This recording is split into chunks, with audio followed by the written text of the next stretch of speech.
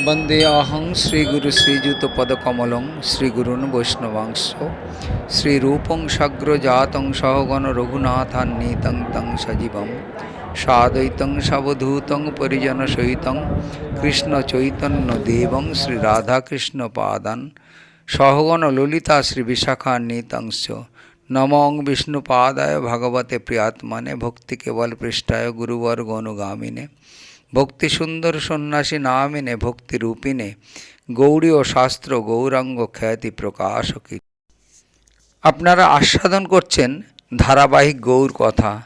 ধারাবাহিক গৌর কথা কিছুদিন আপডেট করতে পারিনি অসুবিধার কারণে, আবার ধারাবাহিক গৌর কথা আজকে আপলোড করলাম, আপনারা আস্বাদন করবেন।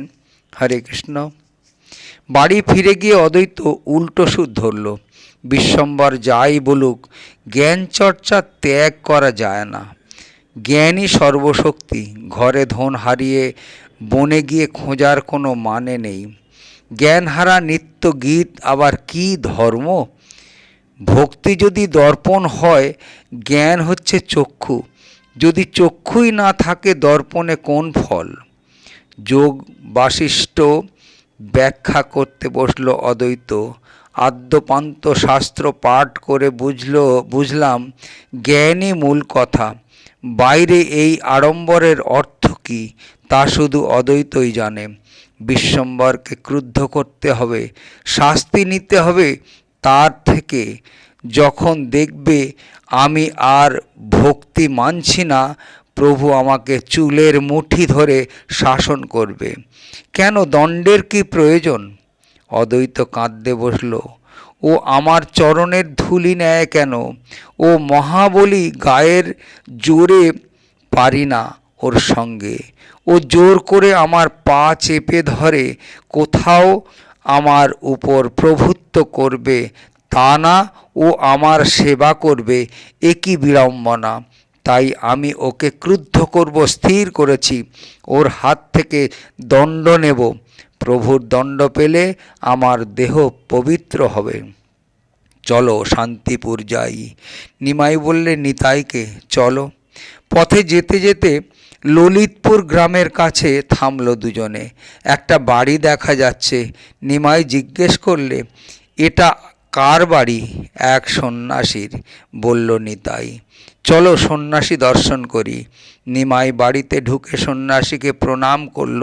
সন্ন্যাসী দেখল এক রূপবান ব্রাহ্মণ যুবক সামনে দাঁড়িয়ে। সন্ন্যাসী খুশি হয়ে আশীর্বাদ করল, বললে, ধন হোক, বিদ্যা হোক, বিবাহ হোক, বংশ হোক। নিমাই বললে, গোসাই, এসব আশীর্বাদ নয়। নয়? তবে কি আশীর্বাদ? সন্ন্যাসী অবাক মানল। বলুন, তোমার কৃষ্ণের প্রসাদ হোক। খুব বলেছ। বিদ্রূপ করে উঠল সন্ন্যাসী। বিষ্ণু ভক্তি যে চাও, ধন বিনে খাবে কি? যদি কর্মফলে থাকে খাওয়া, আপনি মিলবে। নিমাই বললে, নচেত নয়, নইলে লোকে সংসারে ধন পুত্র কামনা করে, আবার ধন পুত্রই তিরোহিত হয়।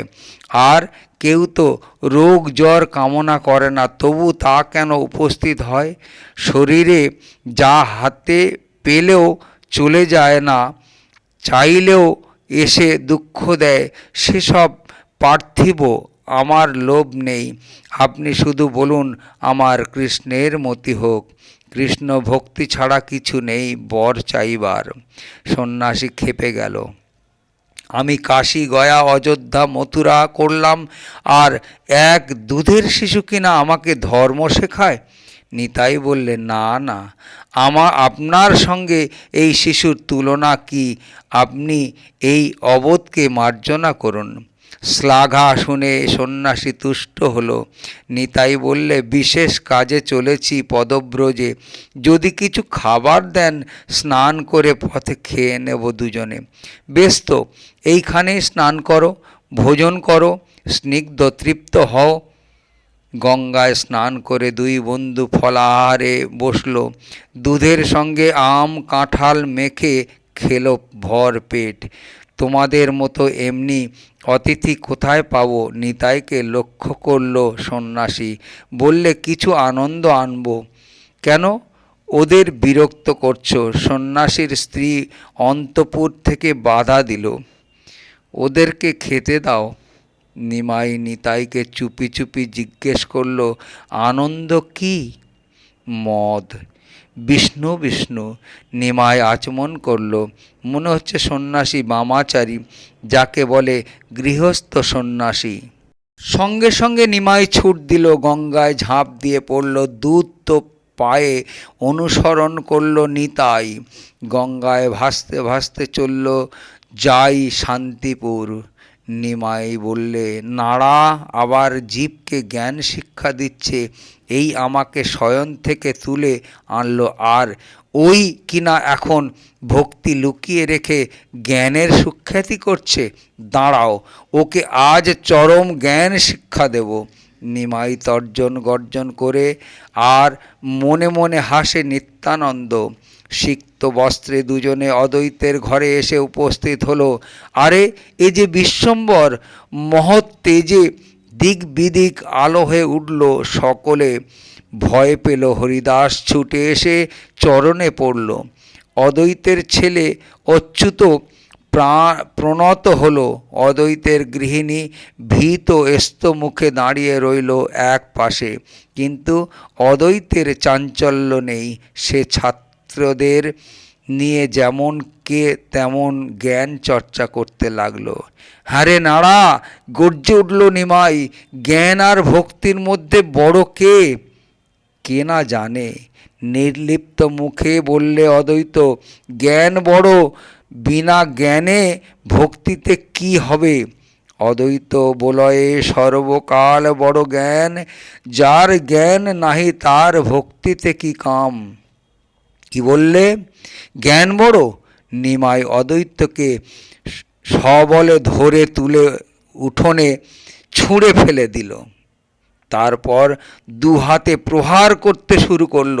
অদ্বৈত গৃহিণী সীতাদেবী আর্তনাদ করে উঠল, বললে, মেরো না, মেরো না বুড়োকে। কি দোষ করলো বুড়ো? কি দোষ করলো? ক্ষীরসাগরে শুয়েছিলাম, আমার ঘুম ভাঙালো, ঘুম ভাঙিয়ে নিয়ে এলো পৃথিবীতে, ভক্তির মহাপ্রকাশ ঘটল। নিমাই বলতে লাগলো, এখন কিনা ভক্তির বদলে জ্ঞানের জয়গান তুলেছে। যত মার খাচ্ছে ততই যেন আরাম পাচ্ছে অদ্বৈত। বলছে, দেখো আমার প্রভুর দয়া দেখো। আমি তাকে ছেড়ে এলাম, কিন্তু তিনি আমাকে ছাড়লেন না। প্রহারের ফুলহার পরালেন, শাস্তি দিয়ে কৃপা করলেন, হাততালি দিয়ে নাচতে লাগলো অদ্বৈত। কি আনন্দ! অপরাধের শাস্তি তো নয়, শান্তি বলে প্রভুর চরণে পড়ল অদ্বৈত। দুপা মাথার উপরে তুলে ধরল নিমাই। মোর নাম অদ্বৈত, তোমার শুদ্ধ দাস, জন্মে জন্মে তোমার উচ্ছিষ্ট মোর গ্রাস। উচ্ছিষ্ট প্রভাবে নাহি গণে তোর মায়া, করিলা তো শান্তি এবে দেহ পদ ছায়া। অদ্বৈতকে কোলে নিয়ে কাঁদতে লাগলো বিশ্বম্বর, কাঁদতে লাগলো নিত্যানন্দ, কাঁদতে লাগলো অচ্যুত, হরিদাস, সীতা দেবী। অদ্বৈত ভবন কৃষ্ণ প্রেমময় হয়ে উঠল। সীতাদেবীকে লক্ষ্য করে নিমাই বললে, মা, কৃষ্ণের নৈবেদ্য করো, ভোজন করব। চারজনে স্নান করে এলো অদ্বৈত। বিশ্বম্বরের পায়ে পড়ল হরিদাস। অদ্বৈতের নিত্যানন্দ হাসতে লাগলো। দেখল যেন এক ধর্মসেতু তৈরি হয়েছে। বিশ্বম্বর পড়েছে রাধা কৃষ্ণের পায়ে। তিনজন এক ঠাঁই খেতে বসল, নিমাই, নিতাই আর অদ্বৈত। আর কিছু দূরে হরিদাস, সীতাদেবী পরিবেশন করতে লাগলো। খাওয়া প্রায় শেষ হয়ে এসেছে। বাল্যবেশ উপস্থিত হলো নিতাইয়ের। সমস্ত ঘরে ভাত ছিটোতে লাগলো। নিমাই হায় হায় করে উঠল, কিন্তু আগুনের মতো জ্বলে উঠল অদ্বৈত। এই নিত্যানন্দ জাতি নাশ করলো, তেড়ে গেল নিতাইয়ের দিকে। কোত্থেকে এক মদ্যপ সন্ন্যাসীর সঙ্গ করে এসে এখানে অনাসৃষ্টি শুরু করেছে। হরিদাস, এসো ধরো অনাচারীকে। কিন্তু নিত্যানন্দকে ধরে কে? দুহাতের দু বুড়ো আঙুল দেখিয়ে বেরিয়ে এলো অঙ্গনে। শিশুদের লীলা দেখে হাসতে গৌর রায়, কিন্তু না, অদ্বৈত ধরেছে নিতাইকে। মারামারি কোথায়? প্রভু বিগ্রহের দুই বাহু কোলাকুলি করছে পরস্পর। প্রভু বিগ্রহের দুই বাহু দুইজন, প্রীত বই অপ্রীত নাহিক কোনক্ষণ। তবে যে কলহ দেখো সে কৃষ্ণের লীলা, বালকের প্রায় বিষ্ণু বৈষ্ণবের খেলা। কৃষ্ণ ছাড়া আর কার সাধ্য প্রেম দান করে? কৃষ্ণ শুধু মানুষকেই প্রেম দেন না, পশু পাখি কীট পতঙ্গ বৃক্ষ লতাকেও প্রেম দেন। হরে কৃষ্ণ। ধারাবাহিক গৌর কথা আজকে এই পর্যন্ত। পরবর্তী লীলা পরবর্তী ভিডিওতে আস্বাদন করুন। यदा यदा हि धर्मस्य ग्लानिर्भवति भारत अभ्युत्थानम् अधर्मस्य तदात्मानं सृजाम्यहम् परित्राणाय साधूनां विनाशाय च दुष्कृतं धर्म संस्थापनार्थाय संभवामि युगे युगे।